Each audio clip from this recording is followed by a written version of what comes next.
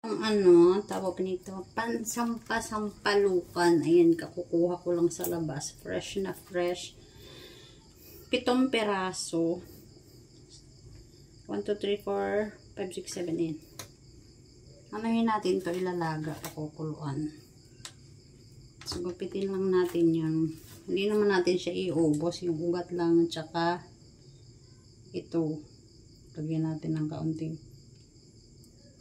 dahon. Pantay-pantayin lang natin. Yan.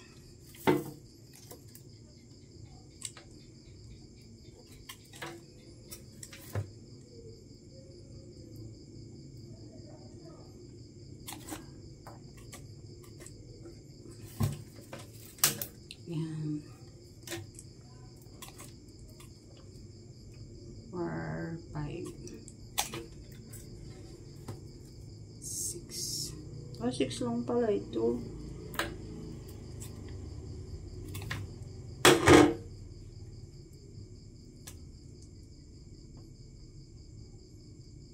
One, 2, 3, 4, 5, 6 lang pala. Kala ko 7. Kadikit pa rin. Pwede na yun kasi sobrang pait pa naman ito. Super pait ito.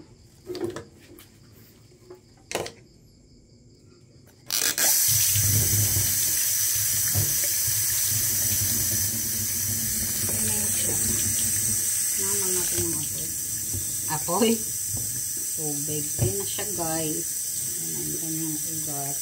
Ayan, kanyang katawan. Ayan siya.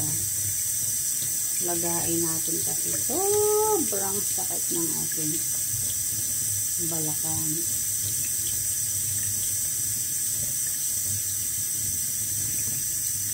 Hindi naman siya nawawala sa sa guyabana. Sige, try natin ito. Sobrang pait nito.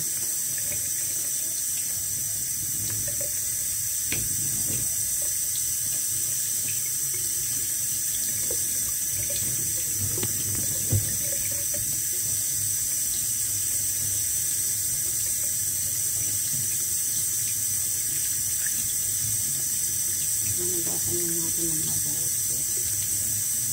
Tapos, pakukuluan natin ito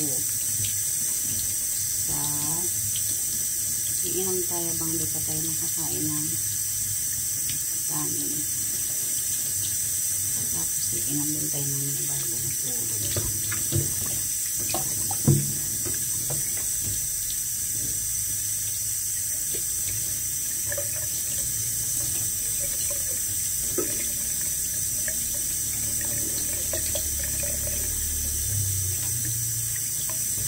Higasan natin ng maayos kasi inaman natin ito eh. Yan natin itin pati siya. Yan natin itin pala. Hindi na siguro yung tatanggalin kasi baka yun na ang ugat.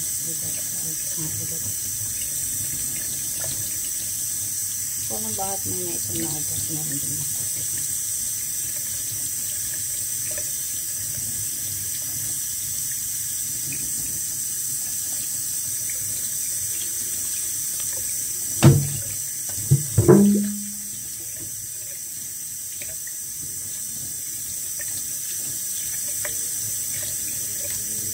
Ngayon, maitim yung ibang ugat.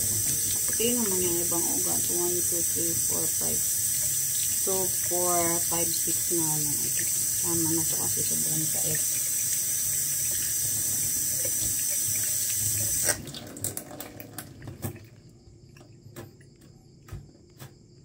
So, yan. Ay! Patong muna natin siya dyan. Malinis na yan.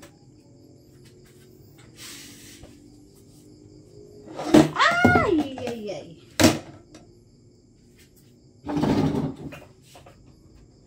Sasali na naman natin yung ating sinaing para pakuluan natin.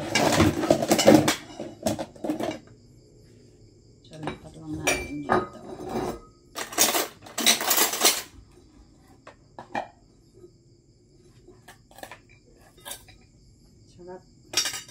Sarap yan kasi may tukong.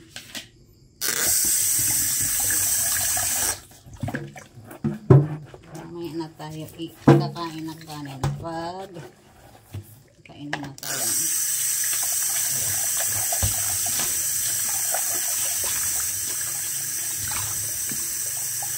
Kain na, ito na yun, lalagay na natin dito sa ating masuwagang pakuluan. Yan, puno ang ating rice cooker. Adobo.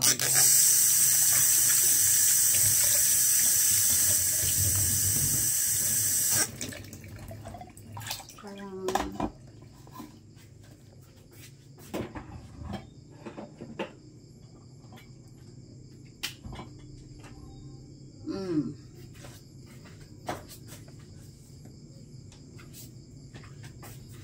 Hintayin na lang natin siyang kumulo. Babalikan ko kayo mamaya.